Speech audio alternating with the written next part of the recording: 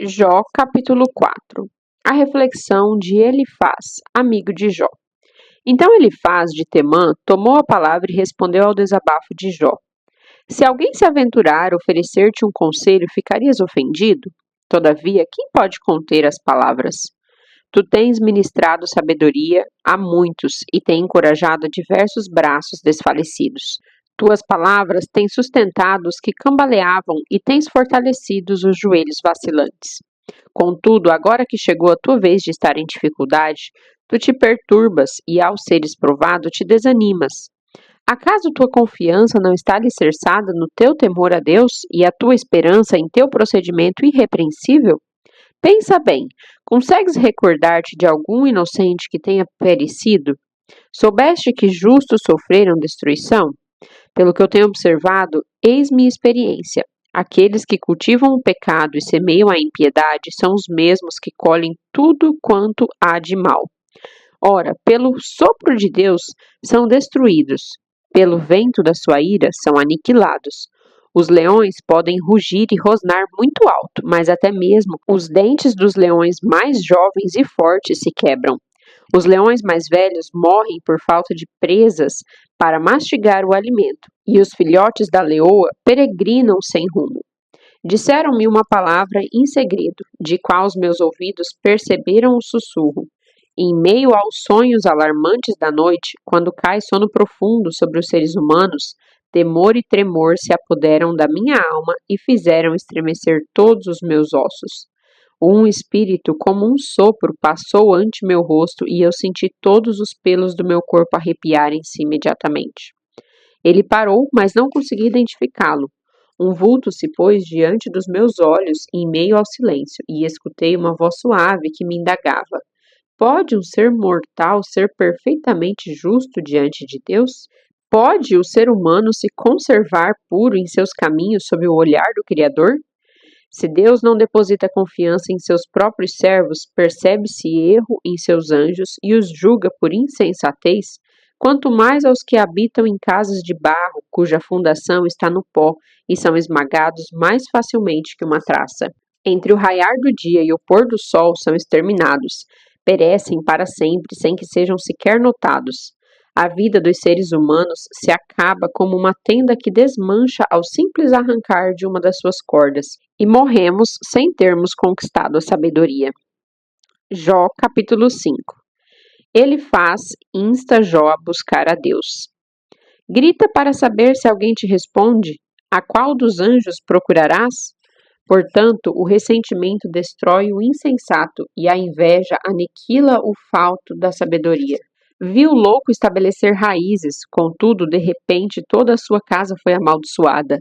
Seus filhos não alimentam esperança de se verem seguros. Humilhados nos tribunais, às portas da cidade, não há quem os queira defender. Os esfomeados devoram a tua messe, colhendo tudo o que podem, até mesmo entre os espinhos, e os sedentos e gananciosos sugam seus bens e economias. Pois o desespero não aparece do pó, nem a aflição brota da terra.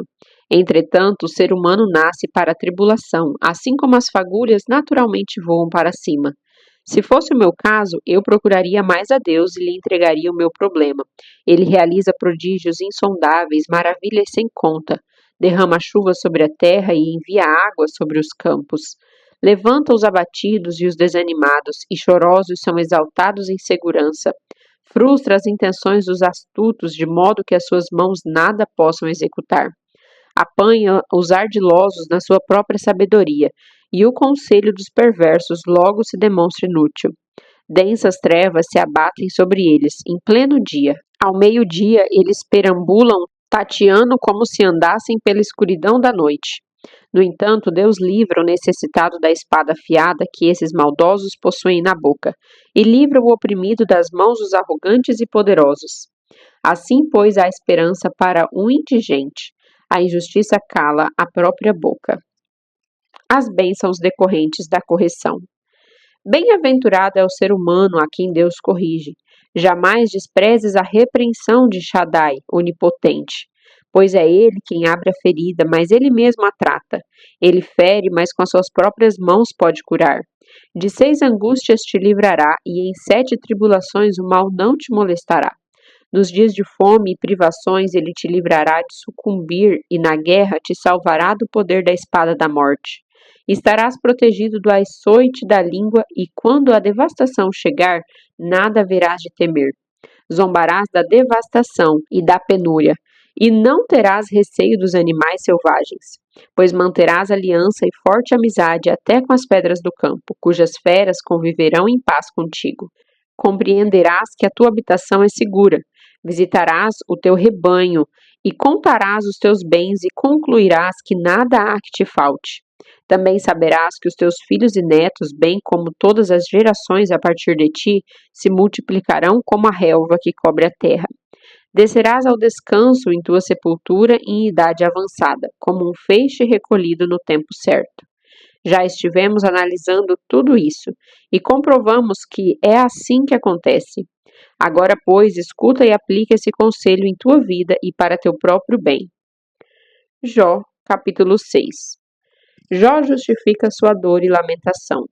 Diante de tudo o que ouviu, Jó pondera: ah, se pudessem pesar a minha tribulação e depositar na balança junto à minha calamidade.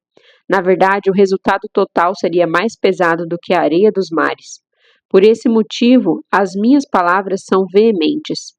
Porquanto as flechas de Shaddai, o Todo-Poderoso, se cravaram em mim, e o meu espírito suga o veneno que eles contêm.